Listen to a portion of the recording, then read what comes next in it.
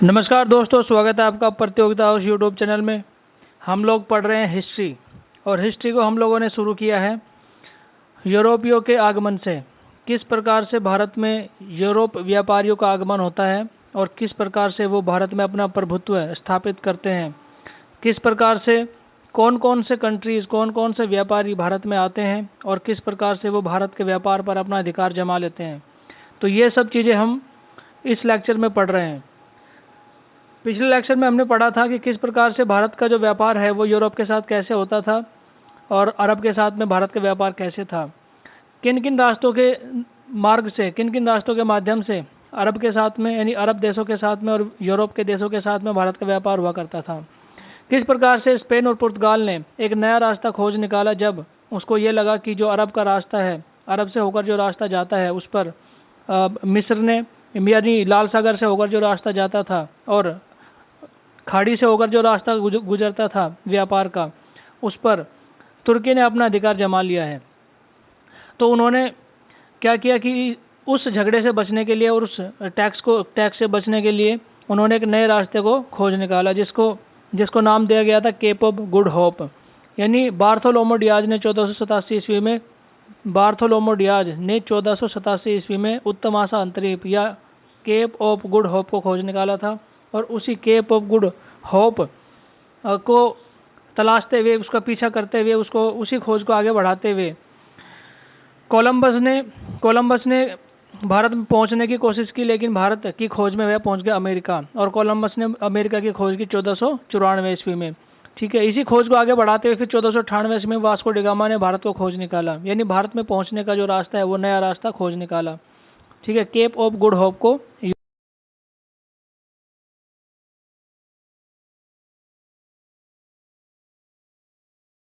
कारण थे, क्या रीजंस थे, क्यों वो यहाँ पर आए और किस प्रकार से उन्होंने अपना जो प्रभुत्व है व्यापार को लेकर वो यहाँ पर स्थापित किया। ठीक है, उसी कड़ी में आज हम पढ़ने जा रहे हैं। कल मैंने आपको बताया था कि जो क्रम है यूरोपीय व्यापारियों का जो क्रम है वो किस प्रकार से था। सबसे पहले पुर्तगीज यहाँ पे आए, ठीक है, फिर डच आए, फिर अंग्रेज, फिर डेनिश और फिर फ्रांसीसी। ठीक है, PDEF, ये मैंने शॉर्ट फॉर्म भी आपको बताई थी। ठीक है, तो आज हम पढ़ने जा रहे हैं पुर्तगीज, यानी पुर्तगालियों का भारत में आगमन। ठीक है, आज हम पढ़ने जा रहे हैं पुर्तगालियों का भारत में आगमन। किस प्रकार से पुर्तगाली भारत में आए, उन्होंने किस प्रकार से यहाँ पे व्यापार किया, आज हम ये पढ़ने जा रहे हैं। चलिए देखिए, यहाँ पे स्टार्ट करते हैं। पुर्तगालियों का भारत में आगमन। सबसे पहले पुर्तगाली, यानी 17 मई 1498 में वास्को डी गामा, 17 मई 1498 में वास्को डी गामा भारत में पहुंचता है। किसकी मदद से? अब्दुल मनीद। ये अब्दुल मनीद एक पथ प्रदर्शक है, या अगर सिंपल भाषा में आप कहें कि गाइड है। ठीक है, इस गाइड की मदद लेते हुए वास्को डी गामा 17 मई 1498 में केरल के, यानी भारत के केरल स्टेट के कालीकट जगह है, कालीकट के कप्पकडामू बंदरगाह पर पहुंचता है और वहां पर इस बंदरगाह पर अपना डेरा डालता है। ठीक है, वहां का जो राजा होता है, हिंदू राजा होता है वहां का, जिसकी उपाधि थी जमोरिन, उसने उसका स्वागत किया। लेकिन उस टाइम पे क्या होता था, जो जितने भी कोस्टल एरियाज थे या जितने भी बंदरगाह थे वहां पर अरब वासियों का प्रभुत्व स्थापित था, यानी अरब के जितने भी व्यापारी थे उनका प्रभुत्व स्थापित था। तो ऑब्वियसली अरब वैसे ही जो यूरोपीय व्यापारी थे उनसे चिढ़ते थे, यानी वो चाहते थे कि जो अरब सागर है, जो हिंद महासागर है, उसमें केवल और केवल अरब, यानी तुर्की, मिस्र, यूनान, ठीक है, इन्हीं सभी का जो व्यापार है उस पर प्रभुत्व स्थापित रहे। लेकिन पुर्तगीज, स्पेन, ये जितने भी व्यापारी थे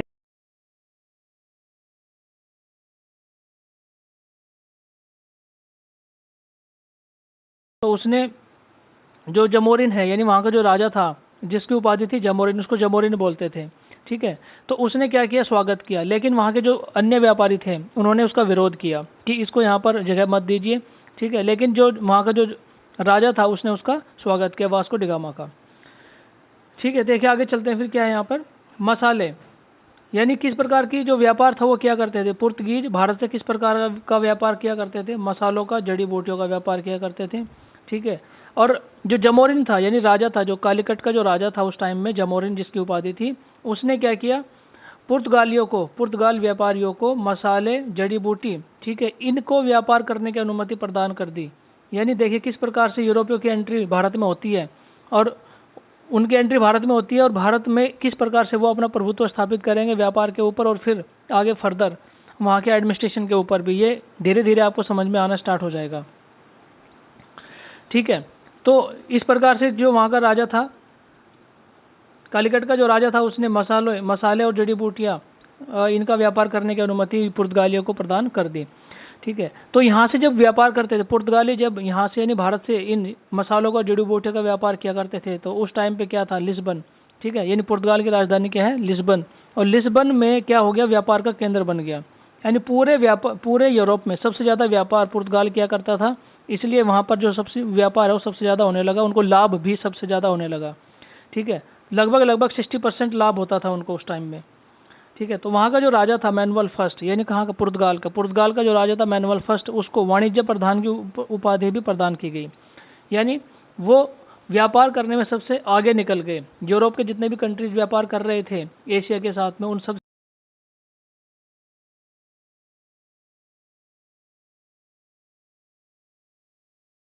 में वास्को डी गामा सबसे पहले भारत में आया। ठीक है, उसके बाद अन्य पुर्तगाली जो अभियान है, यानी कौन कौन से लोग भारत में आए हैं व्यापार करने के लिए, यानी पुर्तगाल ने किन किन लोगों को भारत में भेजा है अपने मैसेंजर के तौर पर व्यापार करने के लिए, वो देखिए। 1500 ईस्वी में, सन 1500 ईस्वी में पेड्रो अल्वारेज कैब्रल, डेट याद रखिएगा, सन याद रखिएगा कि कौन कौन किस किस काल में आया है, बहुत इंपॉर्टेंट है।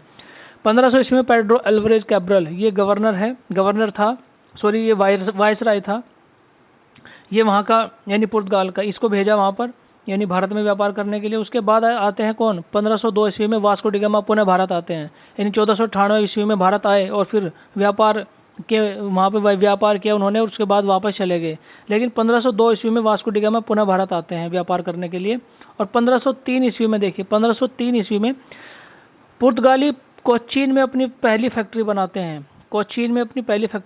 ये क्वेश्चन हमेशा आता है कि पुर्तगालियों ने अपनी पहली फैक्ट्री कहाँ पर बनाई, कोचीन में। पुर्तगालियों ने अपनी पहली फैक्ट्री कौन से सन में बनाई, 1503 ईस्वी में। नेक्स्ट 1505 ईस्वी में कन्नूर दूसरी फैक्ट्री बनाते हैं, कन्नूर में।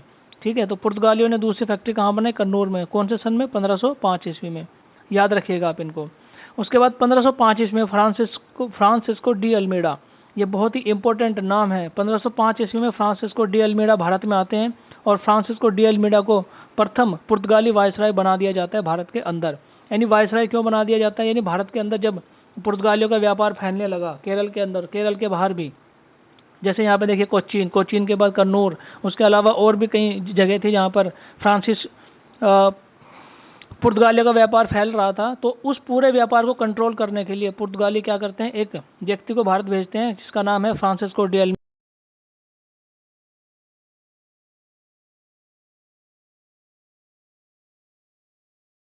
पुर्तगालियों का यहाँ पर आने का उद्देश्य क्या था, देखिए क्या उद्देश्य था यहाँ पर, व्यापार, आर्थिक लाभ कमाना उनका उद्देश्य था। ठीक है, उसके बाद धार्मिक प्रचार करना उनका उद्देश्य था।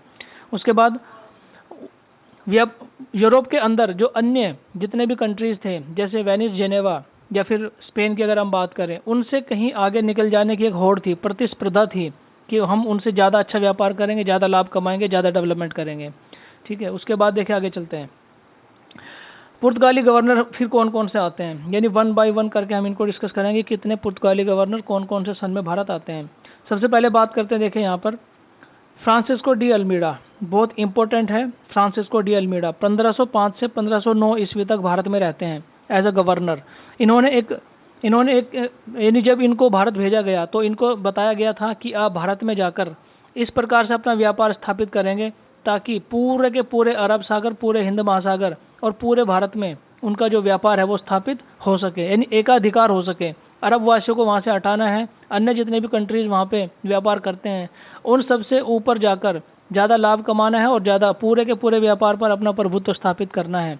ठीक है, लेकिन वहाँ पर किसी भी प्रकार की जो सैन्य व्यवस्था है वो स्थापित नहीं करनी है। ठीक है, इस प्रकार के जो निर्देश हैं वो मिले थे किसको, फ्रांसिस्को डी अल्मीडा को।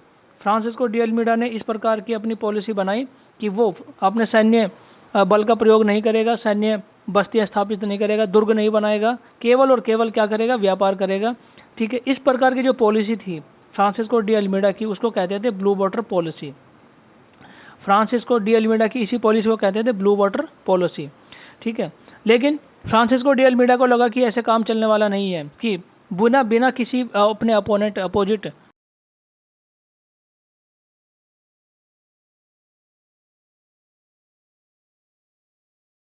संयुक्त मुस्लिम बेड़ा होता है। फ्रांसिस्को डी अल्मीडा युद्ध करते हैं संयुक्त मुस्लिम नौसैनिक बेड़े के साथ। और संयुक्त मुस्लिम नौसैनिक बेड़ा कौन सा होता है? देखिए इसमें क्या होता है, गुजरात, यानी मुगल उस टाइम पे राज कर रहे थे भारत के अंदर, तो यहाँ पे आपके गुजरात में मुगल थे वे, फिर मिस्र और फिर तुर्की, इन तीनों को मिलकर एक नौसैनिक बेड़ा बनाया गया था, एक सेना बनाई गई थी। तो इसकी सेना को, यानी जो संयुक्त बेड़ा था, इसकी सेना को ये पेड्रो यानी फ्रांसिस्को डी अल्मीडा हरा देते हैं। और हराने के बाद में इनका जो प्रभुत्व है पूरे के पूरे व्यापार पर स्थापित हो जाता है। नेक्स्ट देखिए, आगे चलते हैं कौन से गवर्नर है यहाँ पे। Afonso de Albuquerque. Afonso de Albuquerque यहाँ पे याद रखिएगा, 1509 से 1515 ईस्वी तक वो भारत में रहते हैं व्यापार करने के लिए। ठीक है, पुर्तगीज शक्ति का वास्तविक संस्थापक माना जाता है इसको, यानी जो सबसे बेहतरीन और सबसे ताकतवर जो इनका गवर्नर था वो कौन था? अल्फांसो डी अल्बुकर्क था। ठीक है, इसने क्या किया, कितने सारे काम इसने किए, यहाँ पे देखिए। कोचीन को मुख्यालय बनाया, इसने क्या किया, कोचीन को अपनी राजधानी बना लिया। ठीक है, पूरा का पूरा एडमिनिस्ट्रेशन पुर्तगाली का भारत के अंदर वो कहाँ से चलता था? कोचीन से चलता था। 1510 में क्या किया इसने? 1510 में इसमें आदिल शाह, 1510 में इसने गोवा को जीत लिया। 1510 में अल्फांसो डी अल्बुकर्क ने 1510 में क्या किया? गोवा को जीत लिया। किससे? बीजापुर के आदिल शाह सुल्तान से। यानी उस टाइम पे गोवा में किसका राज था? बीजापुर के आदिल शाह सुल्तान का राज था। तो बीजापुर के आदिल शाह सुल्तान को हराकर इसने क्या किया? गोवा को जीत लिया। तो गोवा को जीतने के बाद देखिए अब क्या हो रहा है, विस्तार होता जा रहा है। यानी पुर्तगाली पहले आए कहाँ पर? केवल एक जगह, कालीकट में। अब धीरे धीरे क्या कर रहे हैं? विस्तार कर रहे हैं अपने व्यापार का। ठीक है, उसके बाद देखिए क्या होता है, 1511 ईस्वी में, 1511 ईस्वी में मलक्का पर नियंत्रण हो जाता है।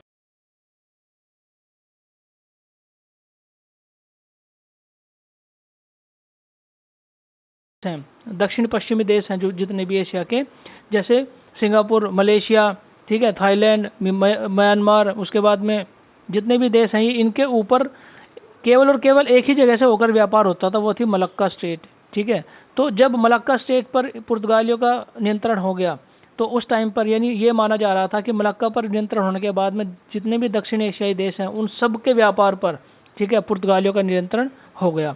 उसी प्रकार से देखिए 1515 ईस्वी में क्या होता है, हरमुज पर अधिकार हो जाता है। मैंने पिछले लेक्चर में आपको बताया था कि हरमुज कहाँ पर है। ठीक है, यहाँ पर आप देखिए, जैसा इस मैप में आप देखिए, ये भारत है। ठीक है, और ये कहाँ पर? यहाँ पर ये देखिए केरल तट है, कहाँ पर? ये नीचे यहाँ पर केरल तट है, और यहाँ पर ये व्यापार कर रहे थे। ठीक है, ये मलक्का स्टेट है, मैं जो आपको बता रहा था, ये मलक्का स्टेट है, यहाँ पर ये है मलक्का स्टेट। ठीक है, ये इंडोनेशिया है और ये मलेशिया, सिंगापुर है यहाँ पर। ठीक है, तो ये मलक्का स्टेट है। ये मलक्का स्टेट पर व्यापार हो गया, क्योंकि जितना भी समुद्री व्यापार है वो यहाँ से आते हुए और इस स्टेट से आते हुए पूरा के पूरा जितने भी दक्षिण एशियाई देश हैं उनमें व्यापार होता था। तो जब यहीं पर इसका नियंत्रण हो गया पुर्तगालियों का, तो पूरे व्यापार पर इनका नियंत्रण हो गया। ठीक है, उसके बाद हम बात करें हरमुज की। देखिए ये यहाँ पर है हरमुज। तो पहले क्या था हरमुज? पहले क्या था, जो यूरोपीय हैं, यूरोपीय कहाँ से होकर व्यापार कर रहे थे? देखिए यहाँ से होकर व्यापार कर रहे थे इस प्रकार से। ठीक है, लेकिन इन्होंने क्या किया अपने दम पर, ठीक है, अपने दम पर इन्होंने क्या किया, ये जो हरमुज है इसको भी जीत लिया। ठीक है, अब इस पर इनका व्यापार नियंत्रण हो गया।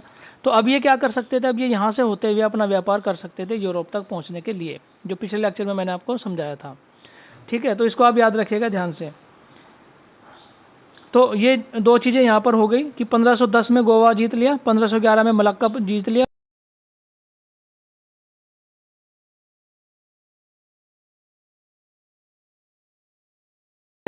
जो भी गढ़ है जहाँ जहाँ से व्यापार होता है, ठीक है, अलग अलग कंट्रीज के अंदर, अलग अलग जगहों के अंदर, उन सब पर अपना अधिकार करते जा रहे हैं धीरे धीरे। उसके बाद नेक्स्ट चलते हैं नीनो डी कुन्हा। ये नेक्स्ट गवर्नर है पुर्तगाल के। ठीक है, नीनो डी कुन्हा, ये कब आते हैं आपके? 1529 से 1538 तक ये रहते हैं यहाँ पर। कार्यालय कहाँ, इन्होंने क्या किया, क्या क्या काम इन्होंने किए, देखिए यहाँ पर आप देख लीजिए। इन्होंने क्या किया, कोचीन से हटाकर अपनी राजधानी कहाँ स्थापित की? इन्होंने गोवा में स्थापित कर दी। ठीक है, गोवा में स्थापित कर दी, और फिर बाद तक यानी भारत के स्वतंत्रता के बाद तक फिर ये लोग गोवा में जमे रहे। गोवा को बाद में सैन्य बल के थ्रू पुर्तगालियों से भारत ने आज़ाद किया था। ठीक है, देखिए फिर क्या करते हैं, पुर्तगाली बस्ती स्थापित करते हैं और ये बस्ती किस लिए स्थापित की जाती थी? ये बस्ती इसलिए स्थापित की जाती थी ताकि अलग अलग जगह पर ये अपना सेंटर बना सकें, वहाँ से अपने व्यापार को एक्सपेंड कर सकें, अलग अलग भारत के अलग अलग हिस्सों में अपना व्यापार बढ़ा सकें, दुनिया के अलग अलग हिस्सों में अपना व्यापार बढ़ा सकें। इसलिए ये लोग क्या करते थे, अलग अलग हिस्सों में जाकर अपनी बस्तियाँ स्थापित करते थे। और इन्हीं बस्तियों में सबसे महत्वपूर्ण क्या क्या होती थी? देखिए, सेंथोम और हुगली। सेंथोम मद्रास में पड़ता था, ठीक है, मद्रास यानी चेन्नई, जो आज का चेन्नई है तमिलनाडु में, और हुगली बंगाल में। तो अभी अपना एक्सपेंशन कर रहे हैं, यानी ईस्ट कोस्ट से, वेस्ट कोस्ट से हटाकर ईस्ट कोस्ट की तरफ भी भारत के अपना एक्सपेंशन कर रहे हैं।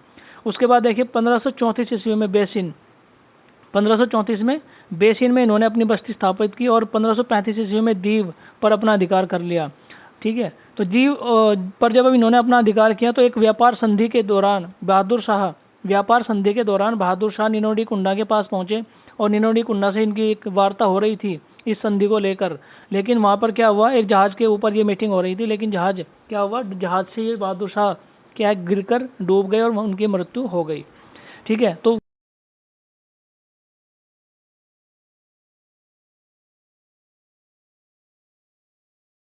इनके खिलाफ होते चले गए, ठीक है। अभी आगे मैं आपको पढ़ाऊंगा कि किस प्रकार से इनका एक चढ़ाव आता है, यानी एक राइज होता है, बिल्कुल इनका पीक पर पहुंच जाते हैं, पूरे व्यापार पर इनका अधिकार हो जाता है, ठीक है। और किस प्रकार से फिर इनका फॉल डाउन होता है, किस प्रकार से इनका जो व्यापार है वो समाप्त हो जाता है भारत के अंदर। चलिए आगे देखिए, पुर्तगालियों की कौन कौन सी बस्तियां थी, इनको आप याद रखिएगा क्योंकि हमेशा क्वेश्चन में पूछ लेता है। इनके नाम दे देगा, दमन, सास्टी, बसाई, चोल, ये सब क्या हैं? तो आपका आंसर होगा ये क्या है, पुर्तगाली बस्तियां थी जहाँ से पुर्तगाली अपना व्यापार किया करते थे। इनके आप नाम याद रखिएगा, दीव, दमन, सास्टी, बसई, चोल, बम्बई, सेंथोम और हुगली, ये मैंने आपको बताया अभी। तो ये सब क्या है, पुर्तगालियों की बस्तियां हैं।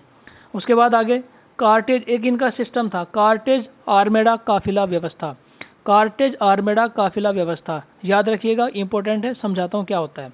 देखिए क्या होता था कि अरब सागर में पूरा जो आधिपत्य था, पूरा जो व्यापार पर अधिकार था, वो किसका था?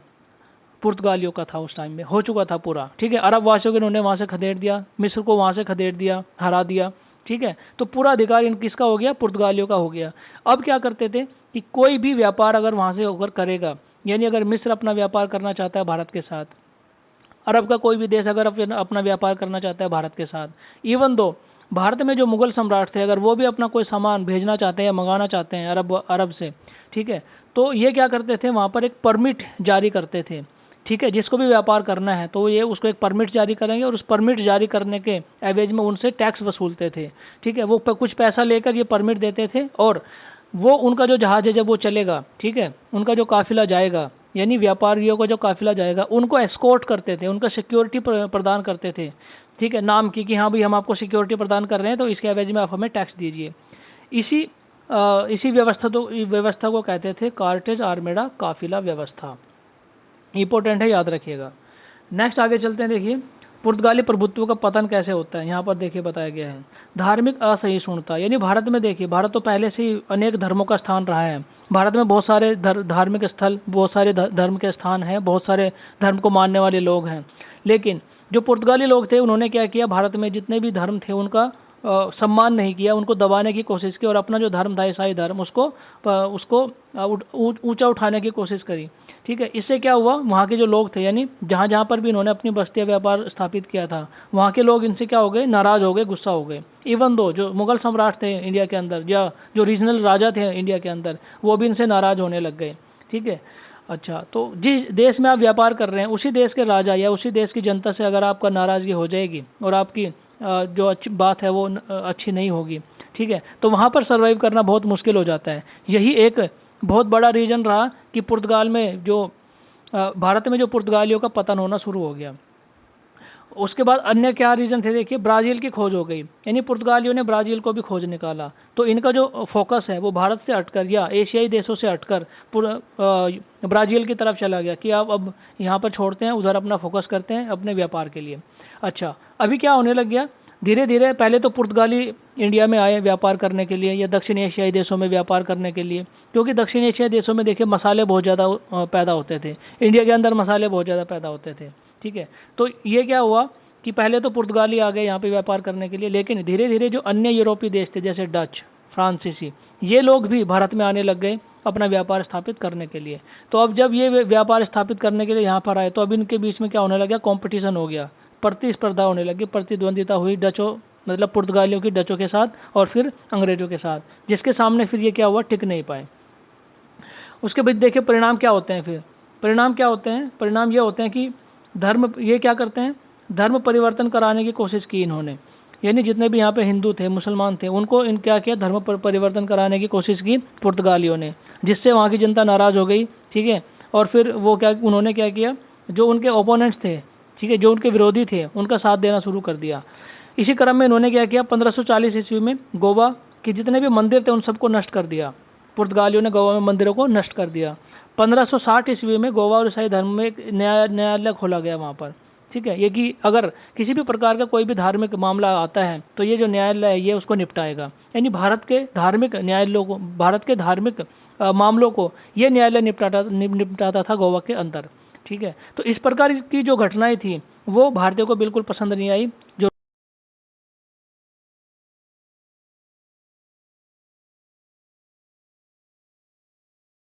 जब एक गवर्नर थे मार्टिन डिसूजा, ये गवर्नर थे पुर्तगाल के, इनको इतना ज़्यादा वहम हो गया कि जो अकबर है, ठीक है, वो 1542 ईस्वी में पहुंचा अकबर के दरबार में। ठीक है, उसको लगा कि जो अकबर है वो ईसाई धर्म अपनाना चाहता है। ठीक है, अकबर का क्या शौक था कि वो अलग अलग धर्मों को अध्ययन किया करता था। ठीक है, लेकिन इसको लगा कि वो ईसाई धर्म अपनाना चाहता है। ठीक है, इसी क्रम में इन्होंने क्या किया, वहाँ पर गए, यानी उसके दरबार में गए और उनसे ईसाई धर्म का प्रचार किया उनके सामने, और इनको लगा कि वो ईसाई धर्म अपनाना चाहता है। तो इतनी ज़्यादा इनकी जो डेस्परेशन थी अपने धर्म प्रचार को लेके वो इतनी ज़्यादा थी, और यही सब कारण थे कि इनका जो है वो पतन शुरू होना, उस टाइम पे पतन होना शुरू हो गया। आगे चलते हैं, देखिए लाभ क्या क्या हुए।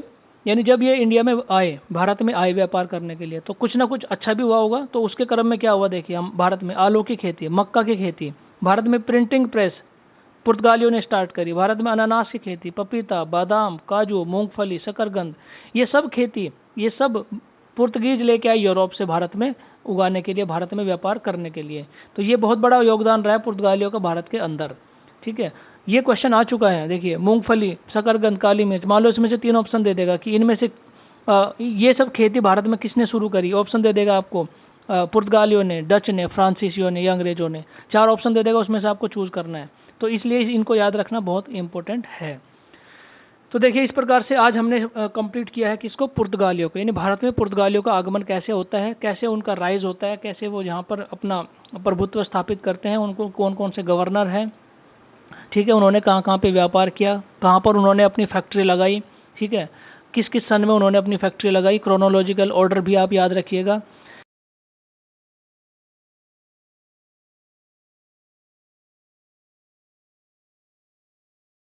ठीक है, अगले चैप्टर में हम लोग पढ़ेंगे, देखिए पुर्तगीज के बाद आता है फिर आपका क्या, पुर्तगीज के